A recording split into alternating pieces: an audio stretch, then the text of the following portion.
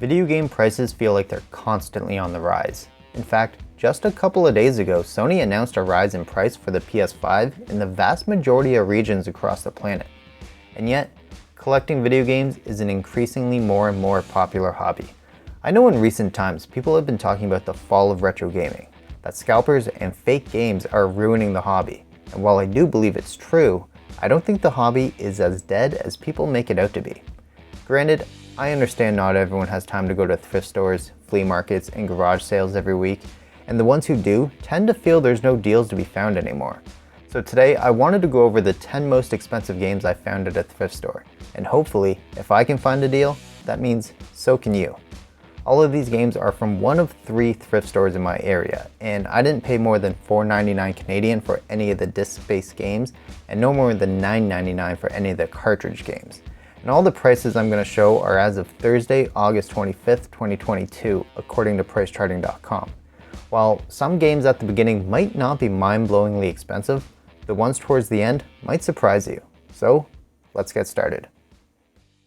This is actually a game I had never heard of before finding it.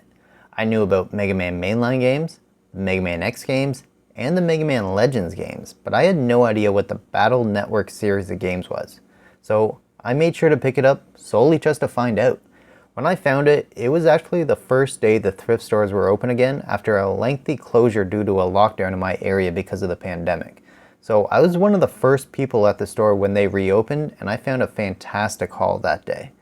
This is the first, but not only game on this list that I managed to pick up that afternoon. The label for the game is in really good condition, and I'm super happy about it.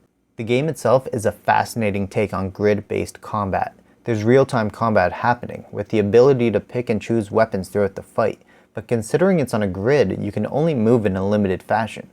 The combat in the first couple of fights felt really stale, but after understanding how more the weapons work, the game can be a fast-paced and frantic fight, full of quick reactions and strategy as to what weapons to take with you. I haven't put a lot of time into the game, but it's a really intriguing one that I should probably play more.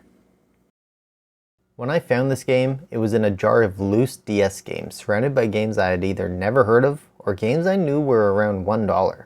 But I saw both Rhythm Heaven and Professor Layton and the Diabolical Box, and I knew they were the keepers of the bunch.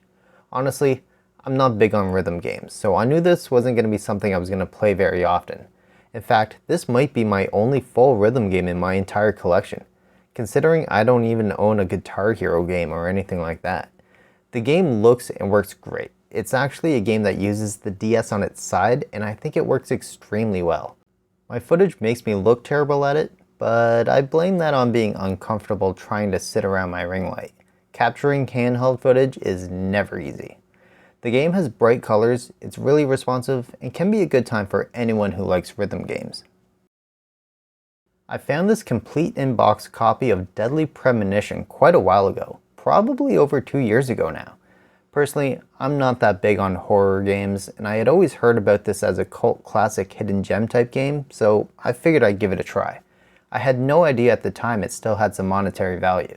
Granted, the case is a little beat up and dirty, but the disc and manual are in pretty decent shape, so whenever I get around to getting new empty cases, I'll at least be able to switch it out for a nicer one.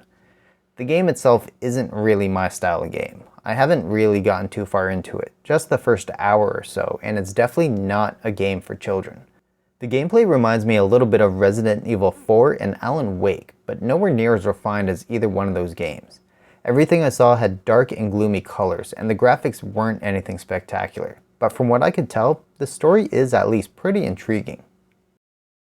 So this one, I'm really not that sure about the price. This is actually supposed to have a statue that came with it, so I have to assume this price should have the statue included, which I don't have. So I have to assume this isn't an accurate price for my copy of the game. So because of that, stay tuned and I'll show you a bonus item later on that I found at a store a few years ago. As for BioShock, if this is the right price, this version of the game comes with a 3-song EP, a behind-the-scenes DVD, and the game. All 3 discs are in fantastic condition. The case is in fantastic condition, and even the manual looks like it's never even been flipped through. Most used 360 games are in terrible condition, but this one seems to be near perfect, except for the statue, which I never found. As for the game itself, it's probably one that I don't really need to explain, as it's lots of people's favorite game of all time, but it's a first-person shooter with good visuals, cool lighting effects, and really smooth gameplay. This is the second of 4 games on this list that I found that same day that I found the Mega Man game. Kirby's Dream Land 2 for the Game Boy is a game I honestly never thought I would find in a thrift store. First-party Nintendo games are just games that in my mind never get donated. They always get sold online or to a retro gaming store, so to be able to find it for so cheap is such a thrill when it happens. The label for the game itself looks pretty good. It is a little dirty, but there's no scratches or rips or anything of that nature. The gameplay is great and I have no issues with it. Cartridges in the wild are always hit and miss. I've gone months without seeing a cartridge at a thrift store. Compared to discs, there's always some sort of Call of Duty or Battlefield game on the shelf, but cartridge retro games is always something that catches me off guard when I find them. Out of the 3 big companies, I would say I'm a Nintendo fan first, but Nintendo games are usually the most expensive to collect for, so whenever I can find a first-party Nintendo game, I jump at the opportunity. Next is the 3rd game that I got on that magical day. This is a game that I needed in my collection. Personally, The Simpsons is my favorite TV show of all time, so I always wanted to collect anything Simpsons related that I can get my hands on. When I saw this sitting on the shelf, it didn't matter if it was the only thing I was going to buy or not. I was considering that day a win in my mind. I picked it up, saw it was complete, in pretty good shape, and for $3.99, I knew I couldn't go wrong. The game itself is a little rough to play, and I know this footage isn't exactly the best either. But honestly, the game is one of the few I wanted specifically as a display collector's piece. Everyone has games that for whatever reason is something they absolutely want to have in their collection, and to me, this is one of them, and I couldn't be happier with finding it. This is the final game on this list that I found that specific day. I couldn't believe my eyes when I saw a Mega Man game, a Kirby game, and a Zelda game all sitting next to each other just waiting to be claimed. Yes, the label is clearly ripped, so that will bring down the price, but honestly, that doesn't bother me. I just wanted to own the game. I'm a really big fan of Zelda games, and this and Oracle of Seasons is something that has passed me by. Finding games like this in a thrift store can be rare. It's one of 2 Zelda games I found in a thrift store in the past 3 years, the other not making the list being Twilight Princess for the Wii. But it's such a thrill when you walk up to the section and see a game you've been looking to add to your collection for years just sitting there at such a cheap price. Would I like to own the game in perfect condition? Yes, of course. But at thrift store prices, honestly, you just jump at the opportunity to get the game in whatever condition you can find it. The gameplay is great, and now I'm on the hunt to find Oracle of Seasons so that I can complete the set. This is actually the first expensive game I ever found at a thrift store. Before any lockdowns were a thing, I was slowly starting to get into the habit of going to thrift stores to see what I could find, and I managed to find a group of about 7 NES games for $2.99 each. Some of the games I didn't really care about, like Wheel of Fortune and games of that nature, but I decided to take the entire lot as I was really just looking to start my NES collection. I had no idea this was such a valuable game until I got home that day and looked it up, and it's only gone up in value since.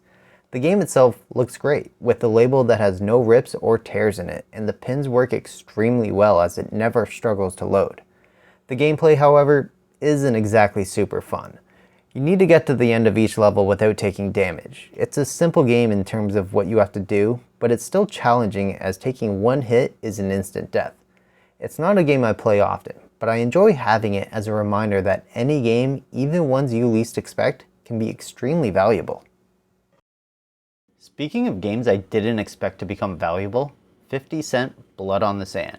I bought this game for $3.99, knowing at the time it was worth only around $6, but it was just something I wanted to add to the collection.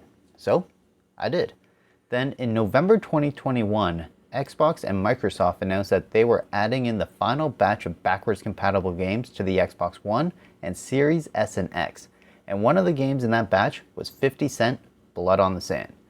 But because you couldn't get the game digitally, the physical copy of the game skyrocketed, and within a week it was closing in on $100 Canadian as players searched for a copy of the game.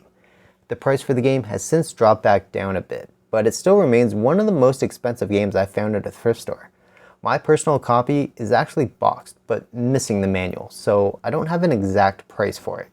Price charting only shows prices for loose games or complete games, so I figured mine is priced somewhere in the middle. The price I showed at the title card is for a loose copy of the game, as to give a baseline value for it. The gameplay is a third-person cover shooter, similar to something like Gears of War, and it's actually a decently fun game. But honestly, I don't think it's worth the price that resellers skyrocketed it to late last year. But hey, I'm not complaining. I didn't know if I should classify this as a game or not, as it's a standalone plug-and-play system that I found a few years back. Golden Tee is an arcade staple. From being in arcades to bars, this is a game I've seen quite a lot, but I never knew at the time that there was a home version of the game, and it plays amazingly well. That doesn't mean I'm good at it, but from the feel of the tracker ball and the visuals on the TV, it's a great way to play the game. I don't know an actual price for this, as I've seen it as low as $20 and as high as $100, but I just wanted to show that finding cool and interesting things at thrift stores is still possible, that you honestly never know what you're going to find. This is actually the game that made me want to make this video. I found this game about 4 days ago, depending on when the video goes live. This game has everything you look for when you're looking for expensive games at a thrift store. It's a JRPG for a system that no one played JRPGs on. It's a title that isn't popular. It's complete and it's in fantastic condition. It even has still sealed pictures or postcards or whatever the bonus insert is with the game. I had never heard of the game before, but I knew those types of characteristics for a game usually meant that it was either already expensive or will become expensive in the future. And when I looked it up and saw over $100, I was shocked. It instantly became one of the most expensive games in my collection. The game itself has an interesting blend of turn-based and action mechanics. The visuals look okay for a third-party game on the Wii with towns to explore and an overworld map, but the voice acting is really bad. It's definitely the aspect of the game that's holding it back the most. Game hunting at thrift stores can be time consuming, and it can be a frustrating experience when there's nothing exciting for you to buy. The hobby is at its best when you're not looking for expensive items and you just want to see what you can find, but to your surprise, you find something unexpected. It's a great feeling when you find a game you really want, or something you already know is really expensive. The point of this video wasn't to brag about what I found, it was to show you that the hobby isn't dead. Yes, it's more frustrating than it used to be. Yes, it's more expensive than it used to be. And yes, there's more people out there hunting compared to what there used to be. But that makes it all the more thrilling when you're the person who finds that great score. 5 years ago, my collection was pretty minuscule, and now I have over 600 physical games, and I would say over half of them are from thrift stores. If you have a giant collection of games already, then maybe you'll have a hard time finding exciting stuff at a thrift store. But if you're new to the hobby, thrift stores are a fantastic way to find a bunch of games for cheap. And if you want to check out what I added to my collection during the months of April, May, and June of 2022, then be sure to check out this video right here.